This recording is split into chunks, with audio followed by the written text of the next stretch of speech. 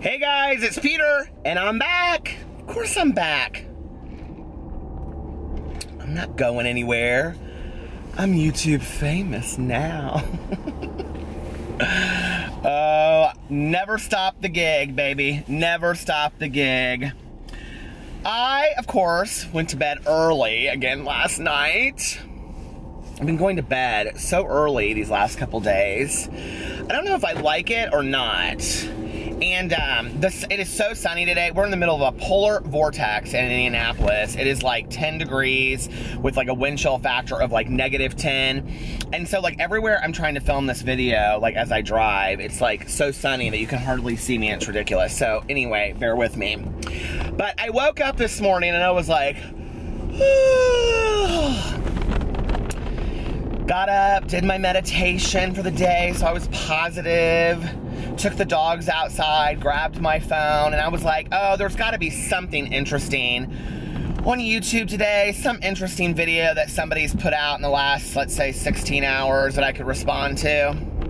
Nope, nothing. Nothing interesting out there for me to respond to. So anyway, although let me just say this. I have received so many Snapchats about people wanting me to respond to some video of Joey Graceffa's.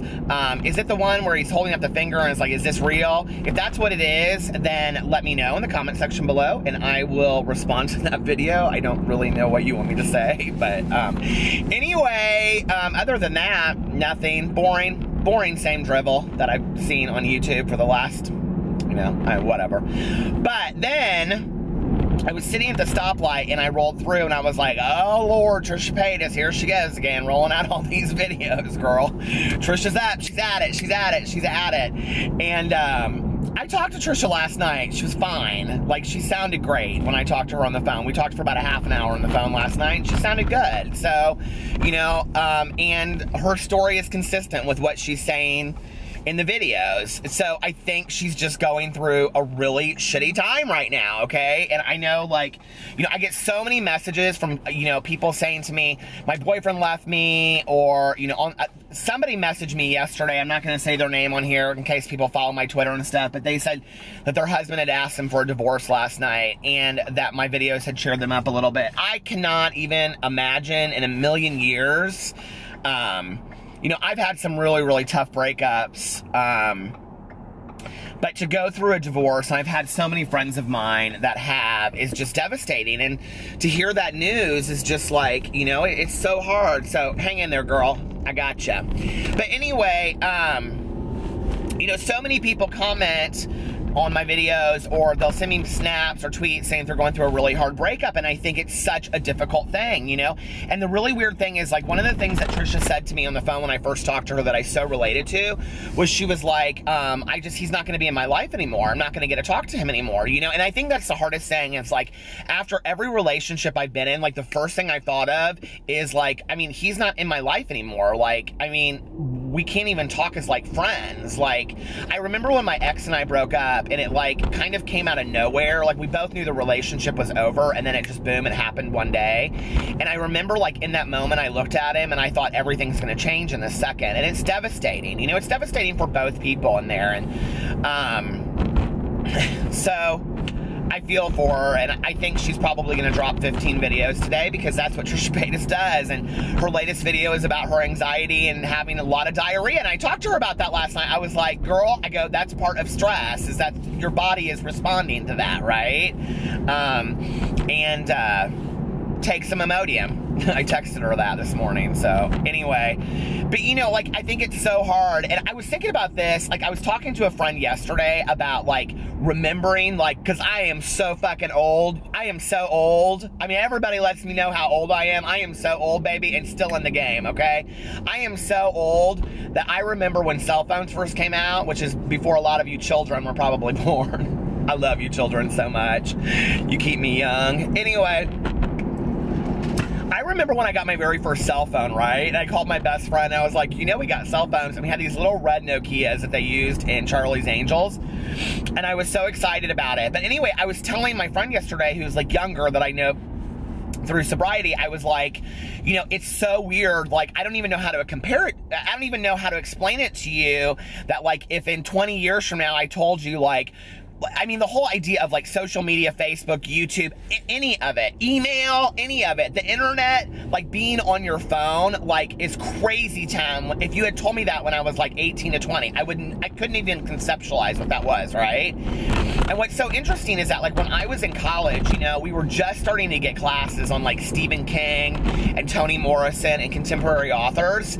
And, you know, like now when you like in a lot of college universities, there's like really contemporary classes about like lots of stuff that has gone on in the world, you know? Can you imagine 20 years from now, like the kids in college will be learning, they will be studying YouTube personalities as like a course room class. I mean, this is going to happen, all right? Like Colleen Ballinger, who is so genius, that did Miranda Sings. I mean, she was really one of the very first YouTubers that created a character that went mainstream.